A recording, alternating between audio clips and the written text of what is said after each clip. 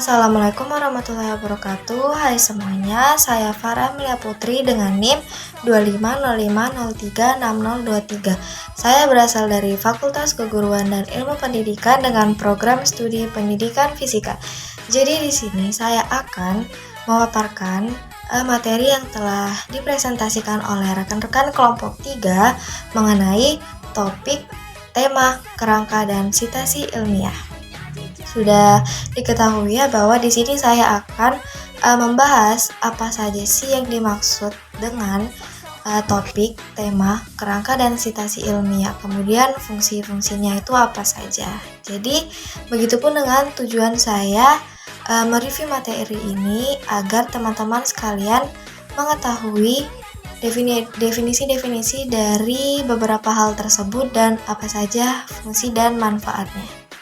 Kita masuk ke pembahasan pertama, yaitu mengenai topik. Topik adalah suatu isu atau pokok persoalan yang sifatnya masih umum dan abstrak. Pada dasarnya merupakan pokok pembicaraan dalam keseluruhan tulisan yang digarap dan sebagai landasan yang dipergunakan oleh penulis untuk menyampaikan maksudnya. Topik merupakan hal pertama yang dipikirkan oleh penulis dalam membuat karya ilmiah. Nah, untuk dapat dikatakan baik, topik ini harus mencakup keseluruhan isi tulisan dan mampu menjawab pertanyaan berdasarkan permasalahan yang akan dibahas. Setelah topik ditetapkan oleh penulis, barulah kita dapat menentukan judul dan tema dan judul dari sebuah karya ilmiah. Banyak hal yang dapat dipergunakan sebagai sumber untuk menentukan sebuah topik. Yang pertama itu ada sumber harus bermanfaat dan layak. Yang kedua, sumber yang dipilih harusnya dikuasai oleh penulis. Yang ketiga, sumber yang dipilih layak untuk menarik untuk dibahas. Yang keempat, sumber-sumber tulisan memadai dan dapat diperoleh. Dan yang kelima itu topik pembahasan yang dibahas itu tidak terlalu luas dan juga tidak terlalu sempit. Masuk ke pembahasan kedua, yaitu mengenai tema. Tema adalah inti dalam suatu cerita yang mengarahkan dan menjadi gagasan utama dalam sebuah cerita. Adapun fungsi dari tema ini, yang pertama itu memberi arah dan fokus terhadap karya sehingga unsur-unsur lainnya seperti plot, tokoh, dan latar saling mendukung dan konsisten. Yang kedua, menghubungkan elemen-elemen cerita sehingga membentuk kesatuan yang harmonis. Yang ketiga, membangun empati dan emosi para penonton maupun pembaca terhadap konflik dan pengalaman dalam karya tersebut. Yang keempat, menyampaikan nilai moral, pesan sosial maupun kritik kepada audiens.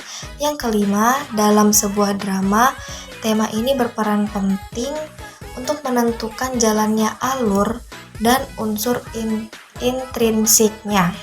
Kemudian yang keenam, yang terakhir, yaitu dalam sebuah komik, tema ini juga berperan penting sebagai acuan visualisasi dan gambar sehingga para pembaca dapat menangkap pesan dengan baik dan menjadikan identitas khas dari komik tersebut.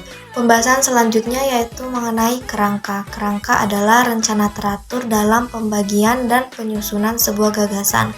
Fungsi utamanya yaitu untuk menunjukkan hubungan di antara gagasan-gagasan yang ada. Melalui kerangka, pengarang dapat melihat kekuatan dan kelemahan dalam karangannya, sehingga pengarang dapat mengadakan penyesuaian sebelum melakukan penulisan. Nah, adapun manfaat dari adanya karangan kerangka ini, yang pertama memudahkan pengarang dalam menyusun karangan dan meminimalisir pengulangan ide yang sama. Yang kedua, memudahkan pengarang menciptakan klimaks yang berbeda-beda. Dan yang ketiga ini, pembaca dapat melihat intisari dan juga struktur karangan yang dapat diteliti dan dianalisis secara keseluruhan. Kita masuk ke pembahasan terakhir mengenai sitasi. Sitasi merupakan istilah atau unsur serapan dari bahasa Inggris citation. Citasi ini dalam bahasa Indonesia dikenal juga sebagai sitiran, yang dimana dalam Kamus Besar Bahasa Indonesia, sitiran ini artinya mengutip, yaitu menyebut atau menulis kembali kata-kata yang telah disebut atau ditulis oleh orang lain. Nah, menurut Sulistyo Basuki, sitiran ini dikenal dengan dua istilah, yaitu referencing dan citation. Nah, istilah referencing ini artinya merujukan pada suatu karya yang telah ada sebelumnya dan mengutip dari pengarang sebelumnya. Sedangkan istilah citation ini artinya perujukan yang mengarah pada karya yang diacu oleh pengarang setelah karya yang diacu itu diterbitkan. Mungkin itu saja yang dapat saya sampaikan mengenai topik, tema, kerangka, dan citasi ilmiah. Kurang lebihnya mohon dimaafkan. Semoga ini bermanfaat untuk teman-teman semua.